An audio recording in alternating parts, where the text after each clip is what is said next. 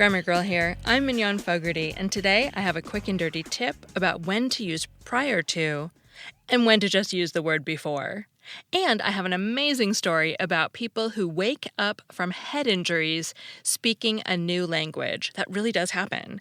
And finally, I have some featured listeners. Let's start with the tip. Prior to is an acceptable idiom, but when you're tempted to use it, fight the urge. In almost all cases, before is the better choice. For example, you could say, prior to becoming an award-winning clown, Bob was an accountant. But it's better to keep it simple and just say, before becoming an award-winning clown, Bob was an accountant. If you've watched one of my webinars, you may have heard me talk about keeping your language simple and clear by choosing words with Anglo-Saxon origins instead of words with Latin origins. And this is one of those cases. Prior to has Latin roots, and before has Anglo-Saxon roots. And before just sounds more direct. I actually can't think of a sentence where you'd have to use prior to instead of before. If you can, leave a comment on the webpage for this segment at quickanddirtytips.com. But that's your quick and dirty tip. If you're tempted to use the phrase prior to, use the word before instead. It's not a rule, but it's a good style choice. And before we get to our segment about waking up with a new language, thanks to this week's sponsor, Audible.com. Do you love books but find you never have time to read them? Well, Audible.com has the perfect solution. Get audiobooks and listen to those books you've been meaning to read while you're on the go at the gym or during your commute or while you're cooking or folding the laundry. Audible.com has audiobooks from the leading audiobook publishers, broadcasters, entertainers, magazine and newspaper publishers, and even business information providers. Their app is free and works on iPhones, iPad, Android, and Windows phones. You can also download and listen on your Kindle Fire and more than 500 MP3 players. And unlike a streaming or rental service, with Audible you own your books, so you can access your books anytime, anywhere, right from your smartphone. I often talk about new books that I'm listening to, but Audible also has classics.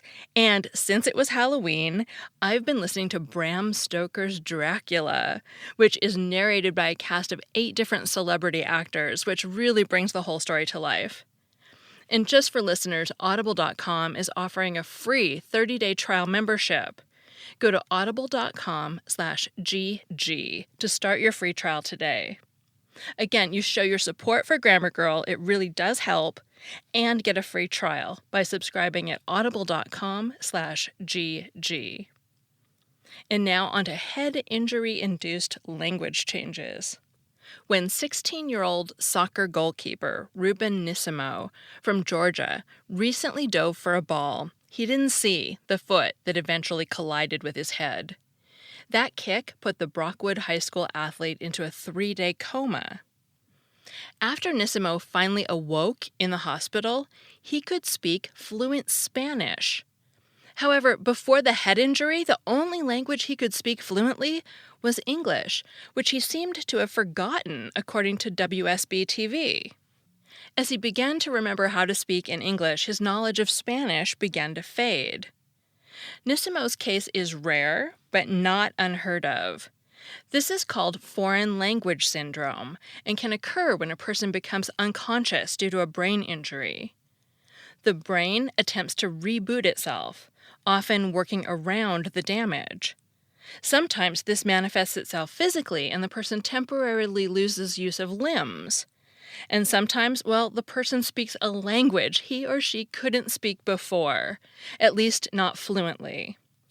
In cases of foreign language syndrome, after the brain readjusts, people usually forget how to use the foreign language and start speaking in their original tongue again.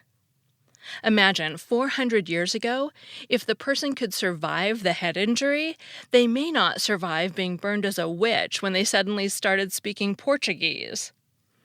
Although some people want to explain this phenomenon through a paranormal lens, science has been able to explain foreign language syndrome. If a person has learned a second language, Even if they've forgotten most of it, as the brain heals, it shifts its functions through the secondary language, Queensland Brain Institute neuroscientist Dr. Pankaj Shah told the Metropolitan Herald-Sun. Regardless, it's still fascinating and similar to foreign accent syndrome, where people with head injuries wake from comas speaking in a foreign accent. Other cases of foreign language syndrome include Michael Boatwright. In 2013, police found an unconscious man in a motel in Southern California. Although the man's identification cards said he was Michael Boatwright from Florida, after the man woke in Desert Regional Medical Center, he claimed his name was John Eck, according to CNN. He also spoke Swedish. Boatwright was a Navy vet, tennis pro, once taught English in Southeast Asia, and was divorced with a child. And he remembered none of it. Another case is Liu Jiao. After suffering a stroke in 2015, Liu Jiao, 94, of China, went into a 2-week coma. When she woke, she spoke perfect English and didn't know a word in her native language, according to the UK's Daily Mail. Although she had once taught English, she hadn't spoken it in 30 years after retiring to the city of Changsha. Quote, "I can't even remember having a case like this before, but we anticipate with proper rehabilitation and rest, she should regain the ability to speak Chinese," medic Tao Hu told the Daily Mail. Another case is Ben McMahon. When 21-year-old Australian university student Ben McMahon woke in a hospital after a head-on car collision, he was in a haze, but he was pretty sure where he was. Quote, "When I woke up seeing a Chinese nurse, I thought I was in China," he told the Herald-Sun.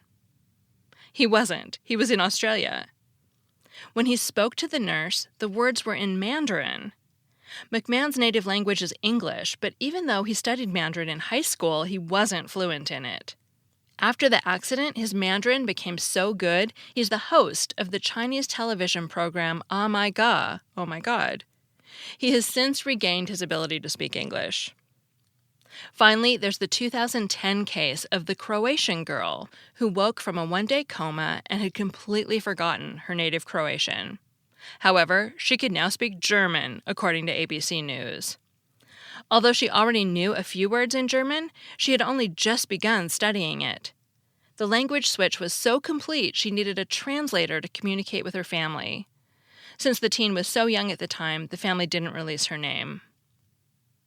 That piece originally appeared on Mysterious Universe and was written by Jason Offutt, who's the author of 11 books and is a frequent radio guest. He lives in Northwest Missouri, where he teaches college journalism and keeps the world safe from the forces of evil. And I think that story is so fascinating to me because it shows that you learn things and they're always somewhere in there in your brain and you just can't access them. And I saw similar things in my dad after he had a head injury that, his knowledge would sort of come and go depending on how much swelling he had in his brain. So it is all in there. It seems like we just have to figure out how to get to it. Finally, I have listeners to thank from all over the world today. Henry listens from the mountains of Guatemala. Hamish listens from work in Hamilton, New Zealand. Eric listens from his hotel room in Singapore. Randall listens with his adorable baby girl. And Isabel listens while waiting for the bus before the sun even comes up in Washington State. And she's participating in National Novel Writing Month, NaNoWriMo, this year. I bet a lot of you listeners are doing NaNoWriMo, and good luck to all of you. I did Camp NaNoWriMo in July and got a lot of words in. Nothing anybody would want to see yet, but that's not the point. It's about building good habits and showing yourself you can do it, so go get 'em. I'm Mignon Fogarty, better known as Grammar Girl. You can find transcripts of all my other Grammar Girl podcasts and articles at quickanddirtytips.com. That's all. Thanks for listening.